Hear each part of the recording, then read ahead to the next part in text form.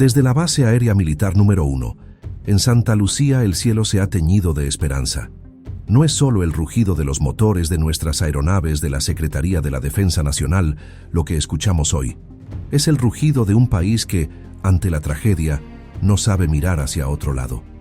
Mientras el mundo aún procesa la magnitud del desastre en Venezuela, mientras los escombros parecen querer silenciar la vida tras el brutal impacto de los terremotos, México ha respondido. 250 héroes, hombres y mujeres de nuestras Fuerzas Armadas, personal de sanidad y nuestros invaluables binomios caninos ya están cruzando fronteras. No llevan armas de guerra, llevan la nobleza de un pueblo que entiende que, en momentos de angustia, la nacionalidad se borra y solo queda la humanidad. Venezuela hoy está bajo los escombros. La tierra, en su movimiento caprichoso y cruel, dejó una estela de 164 familias enlutadas y cerca de 1000 heridos que claman por un milagro. Y ahí, ante el llamado desesperado, México ha sido el primero en llegar. Esta no es una excepción, es nuestra identidad. Nuestra historia está escrita con la tinta de la solidaridad. Lo vimos en Turquía y en Siria, cuando el frío intentaba apagar la esperanza. Lo vimos en Haití, en Cuba, en Honduras, Nicaragua y Guatemala. Lo vimos en el norte, tendiendo la mano a Estados Unidos. México ha comprendido, a través de sus propias cicatrices, que el dolor ajeno no nos es extraño. Somos un país humanista por convicción. Cuando otros calculan, México actúa. Cuando otros observan, nuestros soldados ya están bajo las ruinas, moviendo piedra por piedra, guiados por el olfato de nuestros perros rescatistas, esos ángeles de 4 patas que son el orgullo de nuestra nación. Ellos no distinguen fronteras, solo buscan un latido, una señal de vida, un aliento que nos diga que todavía hay tiempo para salvar a un hermano. La presidenta Claudia Sheinbaum ha sido clara. Esta es una misión que apenas comienza. Estamos listos para ampliar el apoyo, para evaluar en el campo y para poner cada gramo de nuestro esfuerzo al servicio de quienes hoy lo han perdido todo. Compatriotas, sientan orgullo hoy. Cuando escuchen sobre este contingente mexicano en Venezuela, no vean solo a soldados, vean el alma de un pueblo que se levanta para ayudar a otros a levantarse. Vean a un país que, a pesar de sus propios retos, decide compartir su luz en la oscuridad ajena. Como México no hay dos, decimos a menudo. Y es cierto, no por superioridad, sino por esta capacidad infinita de ser refugio y mano amiga. A nuestros rescatistas, a nuestros soldados y a esos rescatistas caninos que hoy arriesgan su integridad en tierras venezolanas. Gracias. Gracias por recordarnos que, mientras exista un mexicano dispuesto a cruzar el mundo para salvar una vida, la esperanza será siempre la fuerza más poderosa del universo. México está con Venezuela. México está con la vida. Que nuestra bandera, que hoy viaja en esas aeronaves, sea el símbolo de que nadie está solo mientras exista un corazón mexicano dispuesto a luchar por los demás. Que se escuche fuerte, que se sienta en lo profundo. México es y siempre será hermano de la humanidad.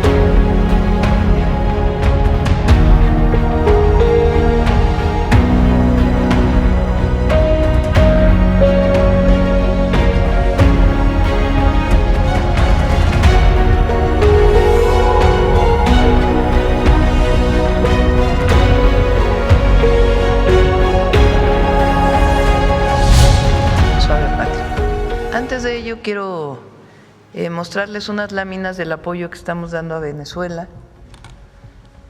El día de hoy a las 10 de la mañana, terminando la mañanera, tengo una llamada con la presidenta de Venezuela para ver qué más necesitan y qué apoyos podemos brindar.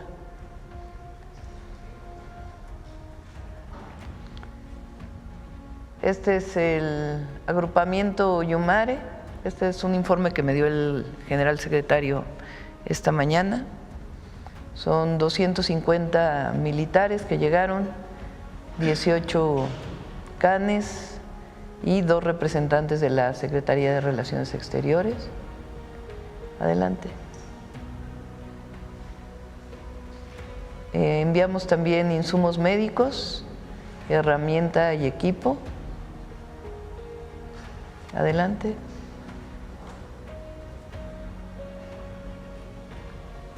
Y fueron recibidos ayer por la noche por autoridades de Venezuela. Iniciaron la descarga, son 3 aviones, y hoy en la mañana muy temprano ya iniciaron las labores de rescate, ya les asignaron un área y están en las labores de rescate. Y vamos a presentar un pequeño video de la llegada de ayuda humanitaria. Siempre el Ejército y la Fuerza Aérea de primera, ayudando al mundo. La ayuda humanitaria a Venezuela, y vamos a seguir informando de otras ayudas que el día de hoy nos soliciten, y siempre nuestra solidaridad. Gracias, Presidenta. Buenos días. Soy Aisa García del canal Telesur y quiero empezar con la pregunta del apoyo de México a Venezuela. México tiene una larga experiencia en terremotos y quería saber si esa propia dolorosa historia explica también la rapidez y la sensibilidad con la que su gobierno respondió, reaccionó ante esta tragedia en Venezuela, que es una tragedia de proporciones dantescas. Hoy la presidenta encargada habló de 589 fallecidos y 2.980 personas heridas. Usted ha dicho que va a hablar con la presidenta encargada, Delcy Rodríguez, a las 10 de la mañana. ¿Había hablado usted con ella antes? Perdón, adelante. Y solo saber si está preparado su gobierno para ampliar el apoyo si la tragedia sigue creciendo. Habló el secretario de Relaciones Exteriores con autoridades de Venezuela y tuvo un mensaje telefónico con la presidenta encargada. El día de hoy vamos a hablar con ella. Actuar tan rápido tiene 2 principios o 2 acciones que se han desarrollado en México. La primera es la solidaridad, siempre por encima de todo. Es parte de la cultura de nuestro pueblo y el gobierno debe ser parte de esta forma de apoyo. En México nos damos la mano siempre frente a la tragedia, y también cuando no hay situaciones como estas, también siempre somos solidarios con vecinos, familia, siempre apoyamos. Es incluso parte de la cultura que nos viene de los pueblos originarios, una cultura comunitaria por encima del individualismo. Eso es lo primero. Y lo segundo es la preparación que tiene el Ejército Mexicano y la Marina. A partir del sismo de 1985, en donde la autoridad tardó mucho en atender, porque no había una preparación para situaciones de este tipo, además de lo que fue el gobierno entonces, desde mi punto de vista, porque lo viví personalmente como estudiante, apoyando a la gente, pues cierta falta de sensibilidad. Se tardaron en facilitar el apoyo, y en realidad fue la gente que inició con el rescate. Y a partir de ahí, el Ejército, la Secretaría de la Defensa Nacional, inició con la preparación de lo que es el Plan DN3, que ahora en realidad ya ni siquiera es formalmente el Plan DN3, porque ya va en el número 8, 9, 11, pero se le sigue llamando Plan DN3 por el origen. Eso significa que hay grupos especializados en el Ejército Mexicano para atender situaciones de emergencia. Pero además, todo elemento del Ejército Mexicano, en el momento en que hay una emergencia, participa en las labores de rescate. Es la única acción del gobierno donde no requieren una orden superior para poder actuar. En el momento que hay una inundación, hay un sismo, hay una necesidad por alguna emergencia, se decreta de inmediato el plan N3, incluso previo cuando se sabe que va a venir un huracán o alguna circunstancia natural de este tipo, y se actúa. No necesita el general secretario decirle al general de región o al comandante de región, al comandante de zona, prepárate para una situación así. Ellos ya tienen la instrucción de hacerlo. Y la preparación. Entonces, gracias a eso, en el momento en que ocurre una situación de emergencia en otro país, se puede enviar de inmediato también el apoyo, porque todo esto está preparado con anticipación. Los medicamentos que se enviaron son una parte del IMSS Bienestar, en donde hay medicamentos que hay suficiente inventario, y también de la propia Secretaría de la Defensa Nacional. Son 250 elementos y conforme vayan solicitando más apoyo, lo que podamos dar desde el gobierno o si es necesario también desde la ciudadanía convocar a un apoyo más generalizado. De hecho, ya se abrieron varios centros de acopio por la ciudadanía. Sí, ayer. pero la propia ciudadanía y gobiernos estatales han abierto centros de acopio. Presidenta, de este tema quiero saltarme al tema de Estados Unidos, porque ayer el secretario, permítame estar sentado, camarógrafos atrás. Ayer el secretario de Seguridad Nacional de Estados Unidos afirmó que no hay un solo centímetro de la frontera norte de México que no esté controlado por los cárteles, y utilizó ese argumento para defender obviamente la construcción del muro fronterizo. ¿Cómo responde su gobierno a una declaración que, además de cuestionar la capacidad del Estado mexicano, parece reforzar una narrativa en la que la responsabilidad recae únicamente sobre México y no sobre factores como el alto consumo de drogas en Estados Unidos, el tráfico incontrolado de armas hacia México y las redes criminales que también operan en territorio estadounidense? Hace 2 días el presidente Trump publicó en su red social un comunicado que dice que la frontera con México es la frontera más segura, y también reconoce la disminución de la entrada de fentanilo. Él habla de cerca de 66%, si no me acuerdo en su publicación. En realidad el último mes llegó a casi 74%.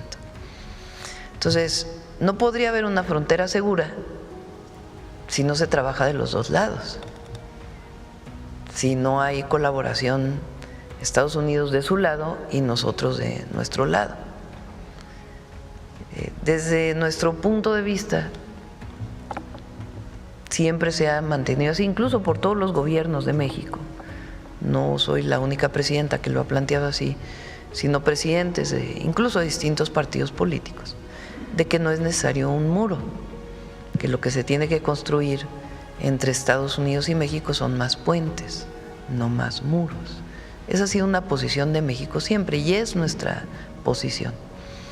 Pero además, el reconocimiento de ser la frontera o de en este momento estar en una condición de seguridad en la frontera sur de Estados Unidos, norte de nuestra parte, de ser una frontera segura, pues no podría ocurrir si no estamos trabajando de ambos lados de la frontera.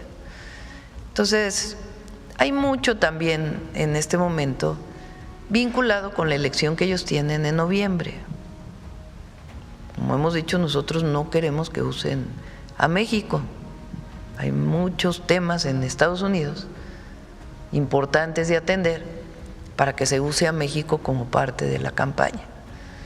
Entonces, mucho de esto tiene que ver pues con la elección de noviembre, y nosotros siempre vamos a defender el trabajo que estamos haciendo en México. no podría explicarse la reducción de la entrada de fentanilo, porque ¿cómo se mide esa reducción? Las incautaciones que hace la agencia CBP de Estados Unidos en su frontera, esa es lo que ellos contabilizan como reducción de entrada. ¿Cómo hay reducción de entrada de fentanilo en la frontera de Estados Unidos si no estuviéramos nosotros haciendo nuestro trabajo? No podría explicarse. Entonces, tiene que ver pues con el trabajo que hacemos y el trabajo que ellos hacen y la coordinación que hemos establecido.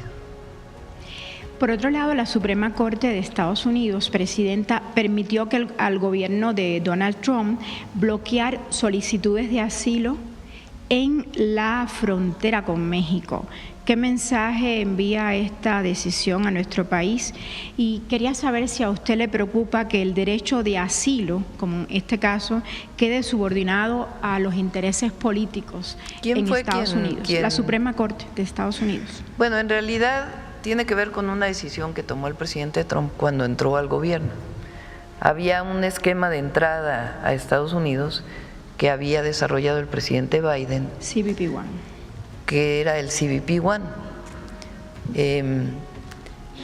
que es lo que hizo en su momento el presidente López Obrador, Alicia Bárcena como secretaria de Relaciones Exteriores y Migración, es que ese permiso se estableciera desde el sur de México, de tal manera que las personas que llegaran a la frontera norte ya tuvieran su permiso de asilo y en todo caso ya en la entrada pudieran hacerles pues las revisiones que tuviera que hacer Estados Unidos.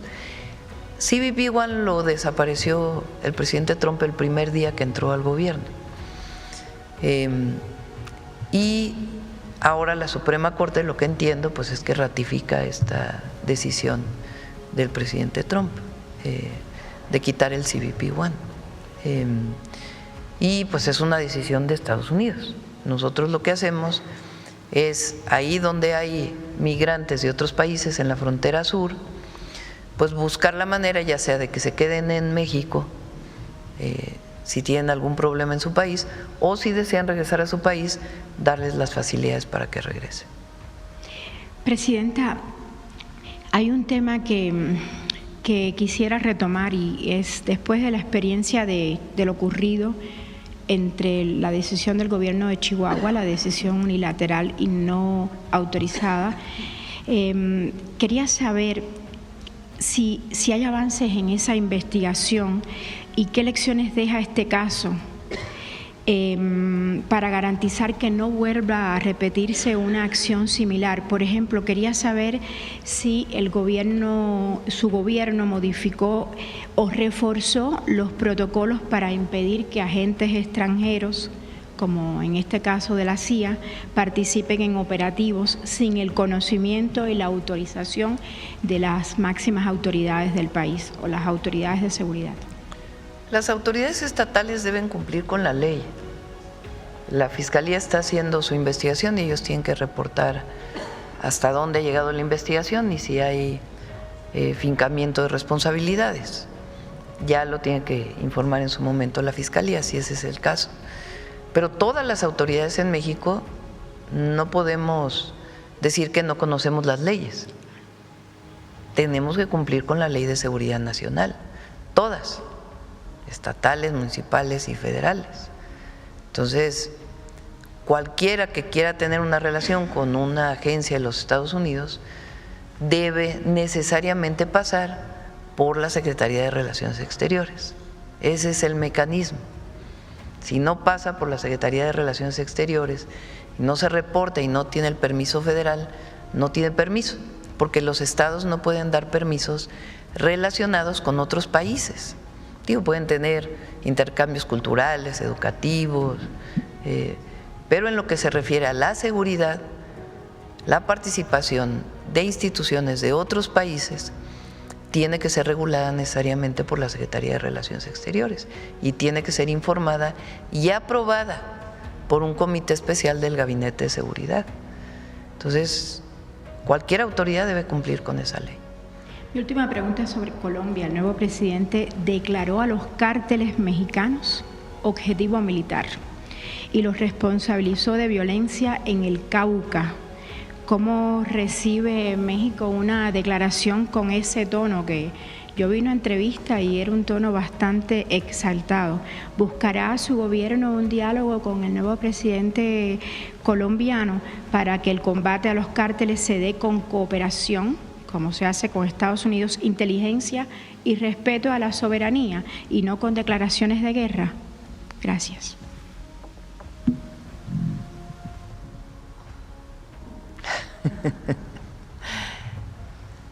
Hay colaboración y hay cooperación con Colombia desde hace mucho tiempo, no es de ahora. No es que hubiera colaboración con el presidente Petro particularmente, que sí había colaboración o hay colaboración, sino desde antes. Hay una relación de las Fuerzas Armadas de Colombia y las Fuerzas Armadas de México, y hay mecanismos de colaboración, eso existe. Ahora, cada quien que se encargue de su parte, ¿no? Que cada quien se encargue de su parte. Colombia que se encargue de su parte y nosotros nos encargamos de nuestra parte. Porque las diferencias políticas que pueda haber entre un proyecto de nación y otro, en un país y otro, no deberían traducirse en asuntos de este tipo. Al revés, debería plantearse colaboración y cooperación. Por otro lado, les comento, el día de ayer recibimos, como todos saben, al jefe del Estado español, al rey de España. Lo recibimos, empezó a llover, tuvimos que subir a la recepción oficial, al Salón Embajadores, que se llama aquí en Palacio Nacional, y después tuvimos una reunión de alrededor de 1 hora. Estuvo presente conmigo el secretario de Relaciones Exteriores, Lázaro Cárdenas, la subsecretaria para Europa, y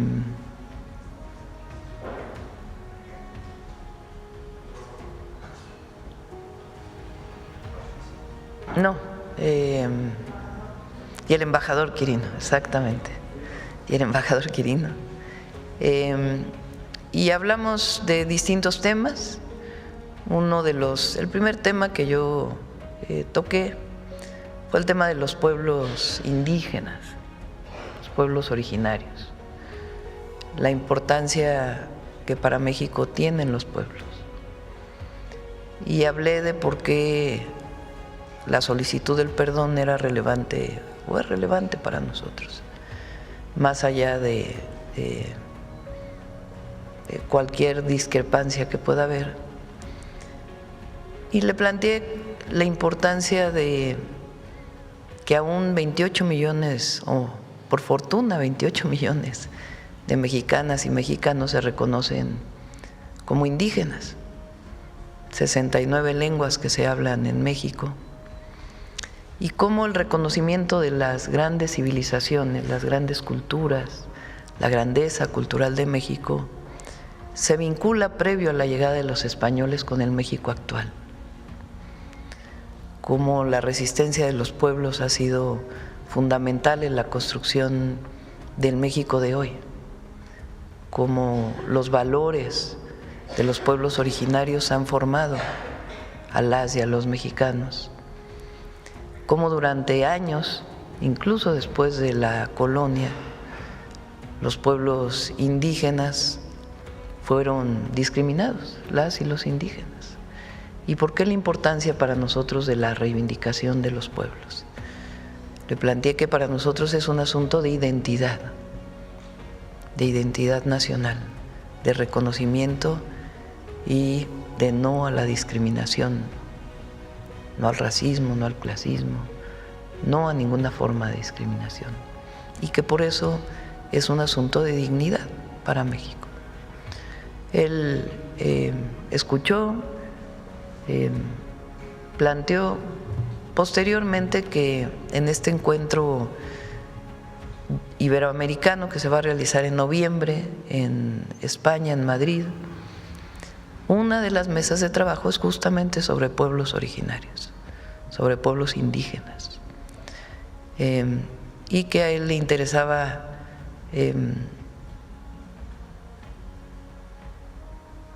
una vez que habíamos hablado de este tema, pues seguir trabajando conjuntamente hacia adelante.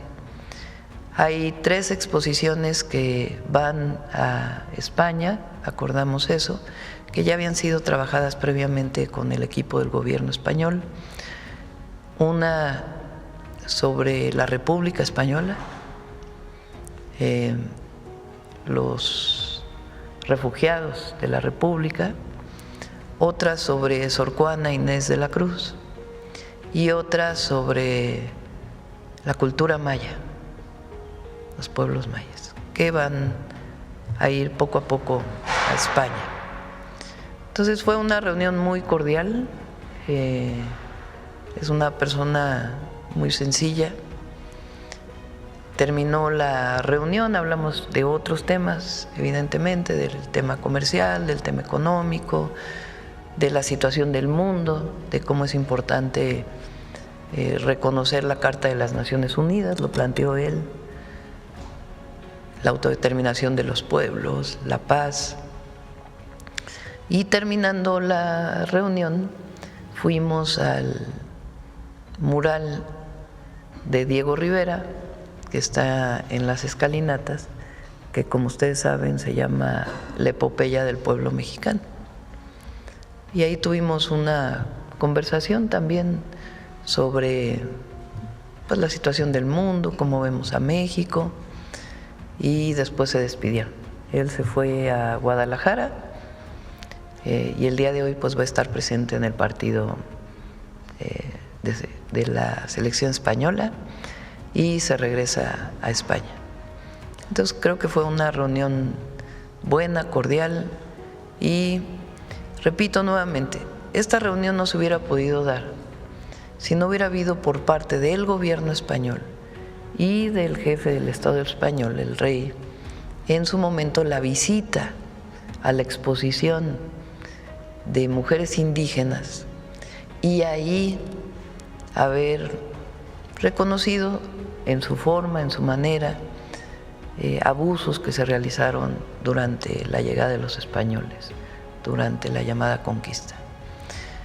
Y esto fue un gesto por parte de ellos que se tradujo pues en la visita el día de ayer. Lo digo también por todos aquellos que dicen que un día decimos una cosa y otro otra. No, hay total consecuencia en lo que hacemos. No se hubiera podido dar si no hubiera habido este acercamiento por parte de ellos de estas declaraciones. Tanto que incluso la derecha española critica al rey por haber venido a México y haber tenido esta visita. Entonces, ayer salió un personaje ahí que habla de la presidenta indigenista, imagínense, como si eso fuera un problema, una ofensa. No, ¿cómo va a ser una ofensa? Entonces, pues esta fue la reunión y repito, pues fue muy cordial y tuvimos esta conversación entre otros temas que platicamos. A ver, Dalila, que...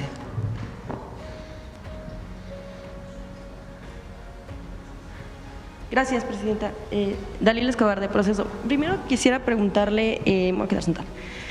Sobre esta situación que se ha dado en los anteriores días, en los que se difundió el audio de una conversación que tuvo la gobernadora de Baja California, Marina del Pilar, en torno a si iba a tener o no una visita a un consulado de Estados Unidos en México, si se iba a acompañar también de abogados, que pues estaría relacionado con el asunto de una revocación de visas. A ver si usted tiene conocimiento sobre este asunto y si ha conversado más allá también de Estados Unidos con la gobernadora sobre esta situación.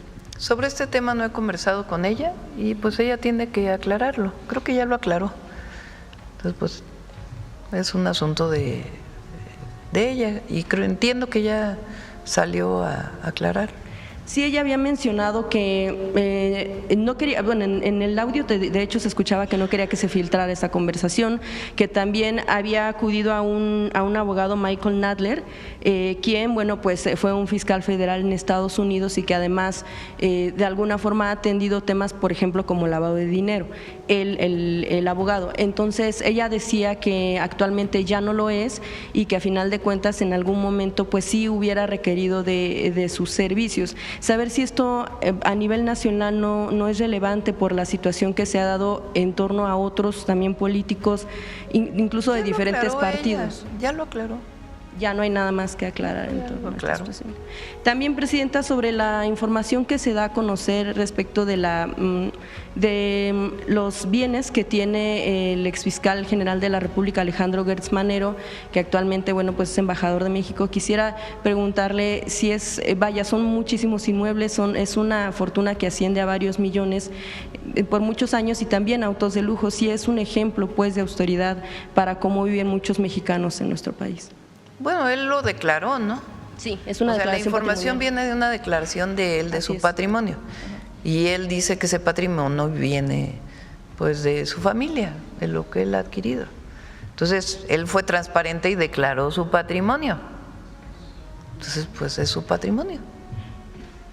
No, o sea, ¿no considera usted que es un ejemplo de pues ser austeridad como para representación de México en el exterior? Bueno, es su patrimonio y él lo declaró. O sea, que hay total transparencia por parte de él, de su patrimonio. Malo sería que tuviera un patrimonio que no declarara. Entonces, pues es un patrimonio que él declara y que él tiene. No lo ve como ningún problema. Pues él lo hace público, él lo declara, él dice cómo lo adquirió. Entonces, es transparente. Bien. Presidenta, también preguntarle, usted mencionaba hace unos días que se recibe a las madres buscadoras, si bien no nada más por usted, bueno, usted ha mencionado que recibe algunos casos y también en la Secretaría de Gobernación. Sin embargo, precisamente horas antes de la declaración, había madres y esposas de personas desaparecidas en Nuevo Laredo, acudieron a la Secretaría de Gobernación y ellos denuncian que fueron plantados por los funcionarios. De hecho, se había puesto muy firme una fecha en específico, ese lunes, el mes pasado, para que fueran atendidas como víctimas de hechos que sucedieron en mayo de 2018, pero que pues tienen a sus familiares desaparecidos desde entonces y bueno, ellas acusan también que no han tenido la atención en torno a la reparación del daño, bueno, todo el sistema que tiene que ver con el asunto de atención a víctimas. La atención a víctimas se da a nivel estatal y a nivel federal. Y Rosicela, secretaria de Gobernación, hace un extraordinario trabajo y es una de las mujeres más sensibles al dolor ajeno, humano, que conozco, y más profesionales en su trabajo.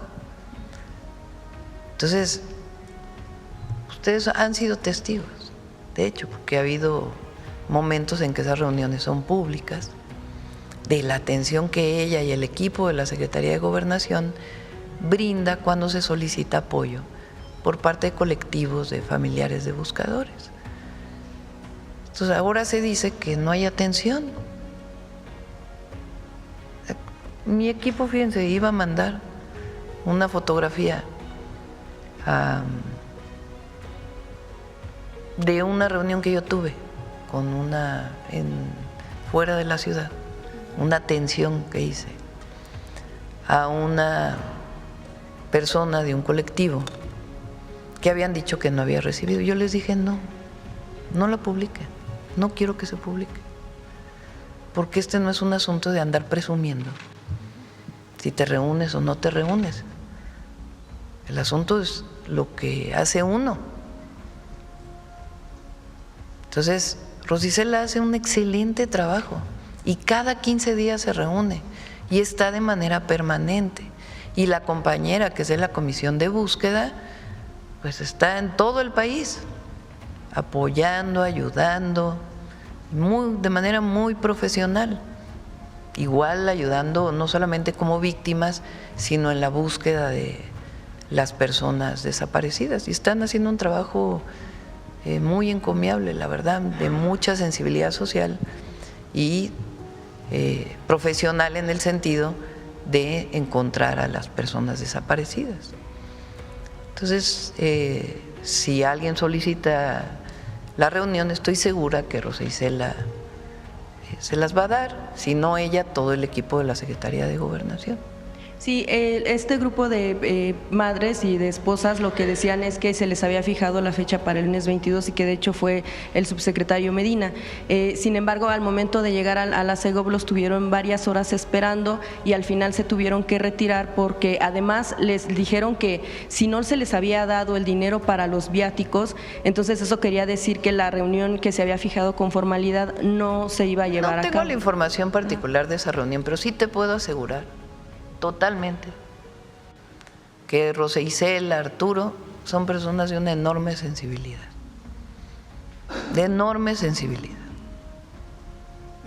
y que apoyan a los colectivos y a las familias.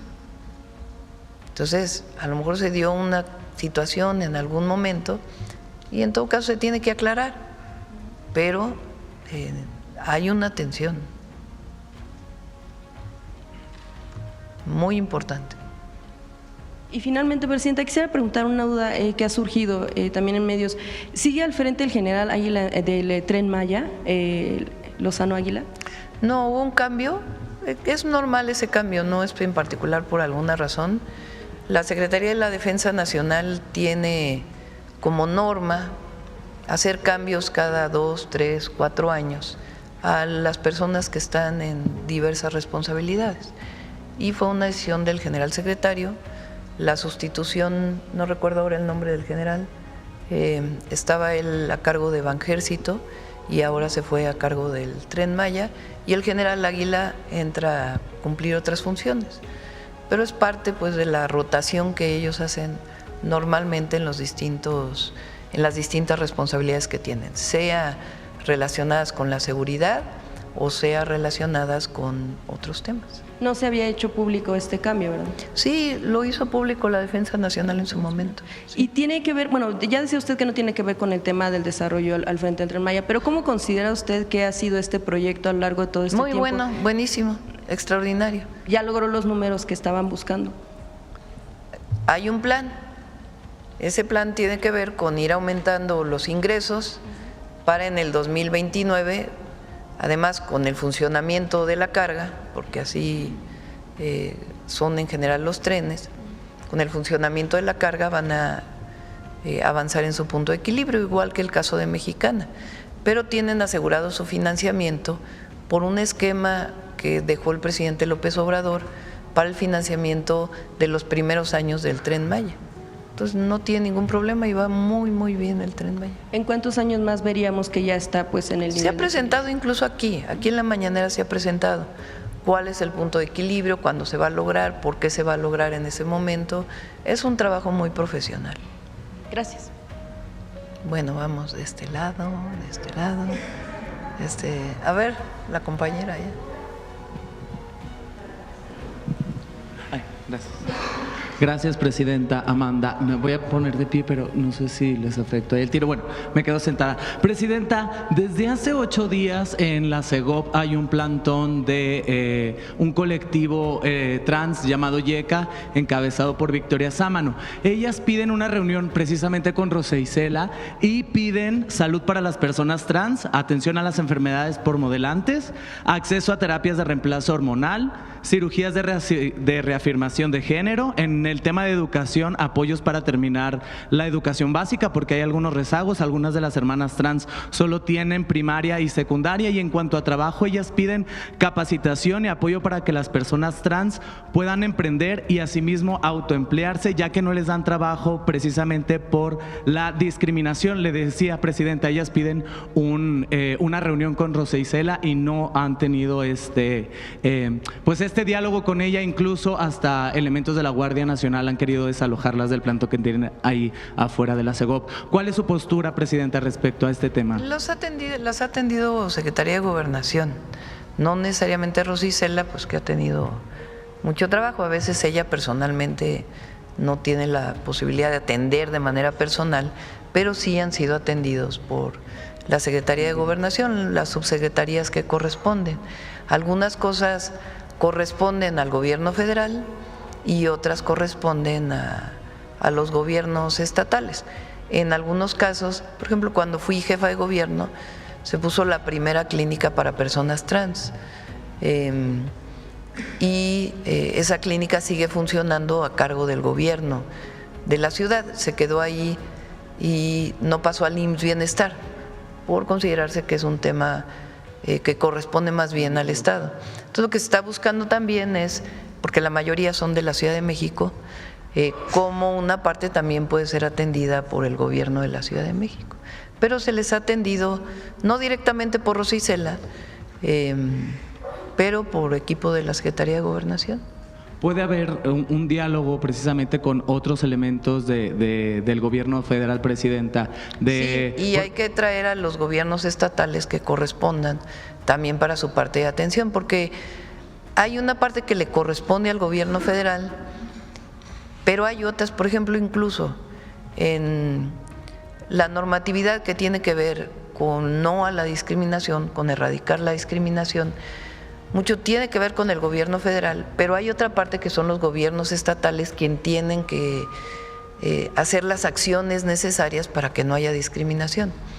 Entonces, por eso la idea es que se incorpore al gobierno de la ciudad, que es principalmente el plantón es de personas de la Ciudad de México. Sí, de la Ciudad de México. ¿Ve viable, presidenta, estas solicitudes que tiene la comunidad trans? Sobre todo también hay un rezago ahí en vivienda. Hemos detectado también que, por ejemplo, a la entrega de pasaportes, a las personas trans demoran hasta 4 meses en entregarle un pasaporte, cuando una persona que no ha transicionado, pues en ese mismo día se va a su casa con su pasaporte. Y precisamente hablando de esto, no sé si usted tenga dentro del plan a los próximos 4 años tener un instituto de inclusión o una secretaría de inclusión que no nada más vele por los derechos de las personas LGBT, sino de afromexicano, trabajadores y trabajadoras sexuales, neurodivergentes y todos estos grupos históricamente vulnerados. Existe el CONAPRED, que es la Comisión Nacional contra la Pero no puede discriminación. Implementar políticas públicas, presidenta. Hay derechos que son para todas y para todos. Por ejemplo, la vivienda del bienestar. Difícilmente se puede hacer un programa especial para personas trans para vivienda. Más bien la idea es incorpórate a el programa de viviendas para el bienestar y les platicamos cómo se pueden incorporar a ese programa y cómo pueden acceder a la vivienda. Entonces se trabaja en esa perspectiva, buscando siempre apoyar y que haya inclusión. El tema de los pasaportes, el pasaporte requiere un requisito, que es el acta de nacimiento. En muchos estados, el cambio de nombre, que muchas veces solicitan las personas trans, ya está regulado y no tiene ningún problema, porque además muchas veces se queda en el acta de nacimiento como se llamaba antes, como se llama ahora, y muchas personas trans han pedido que no necesariamente eso esté ahí porque se presta a discriminación. Entonces, por ejemplo, en la Ciudad de México eso ya está resuelto. En otras entidades de la República no está resuelto. Y como los registros civiles dependen de los estados, pues nosotros lo que hacemos es buscar que se resuelva estos temas.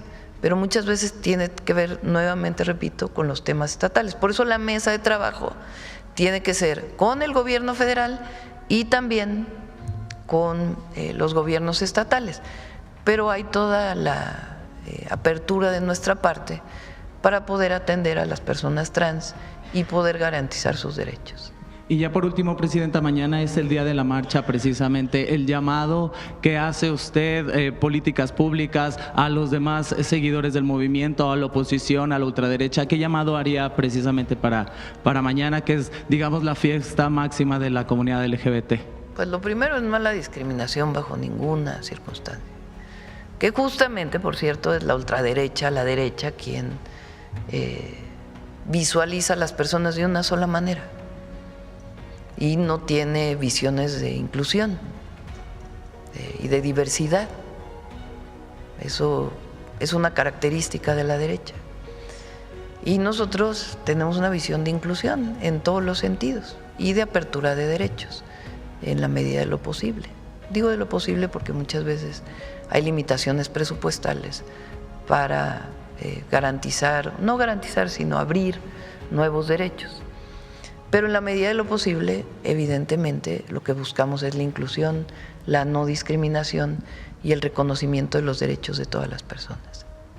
Gracias, presidente. Ya por último, solicitarle si puede hacer algo ahí en el tema de Canal 11, que lamentablemente tiene un mes tomado por estudiantes. Sí, se está trabajando con el subsecretario de Educación Superior y Mario Delgado, están trabajando.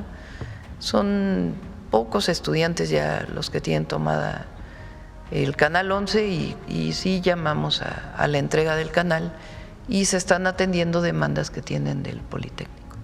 Gracias, presidente. Gracias. Bueno, vamos de este lado. ¿Cómo fue el pago de derechos? Muchas gracias y qué bueno, qué oportuno. Bueno, nada más precisar, este evento que además tuvo invitados de más de 200 países, considerando que México es sede del Mundial y yo diría que es el anfitrión realmente cultural como potencia de este evento tan importante en el mundo, y fue un evento para nosotros de diplomacia cultural porque dio visibilidad a nuestro país como anfitrión cultural. Lo que se hizo fue, bajo la norma y como tiene que ser, se llama, ahí preciso, se llama pago de derechos por uso. ¿En qué marco? En el marco de esta actividad de visibilidad para México de diplomacia cultural. Reitero, vinieron más de 200 representantes de todo el mundo y México pues tiene una visibilidad central ahorita en un evento como este. Es eso, se llama pago por uso de derechos, esa es la precisión. Ya lo habíamos comentado que era 1.300.000 pesos. Sí. Sí, ya lo hemos platicado, incluso el director del INAH ya platicó con muchos de ellos. Pues no procede porque no hay ninguna violación a ninguna ley, porque es pago de derechos por uso del espacio en el marco de un evento cultural, de diplomacia cultural, en México como anfitrión del Mundial principalmente. Lo van a revisar, hay un procedimiento con el jurídico. No fue denuncia a la Fiscalía. Sí. Fue administrativa. Sí, pero no, sí, adelante. Si hay una denuncia a la Fiscalía, ellos tienen que hacer la investigación. Administrativamente se resuelve de una manera distinta. Bueno, por la pregunta que hizo Dalila, voy a mostrar la fotografía de cómo sí se atendió a los colectivos. Rosicela está muy pendiente de las conferencias.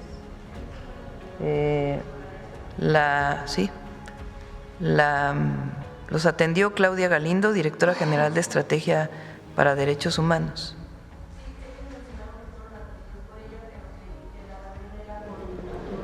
Bueno, pero fueron atendidos. A lo mejor en ese momento Arturo no pudo atenderlas por estar realizando alguna tarea, pero sí fueron atendidas. Ahí está la evidencia. Bueno, vamos.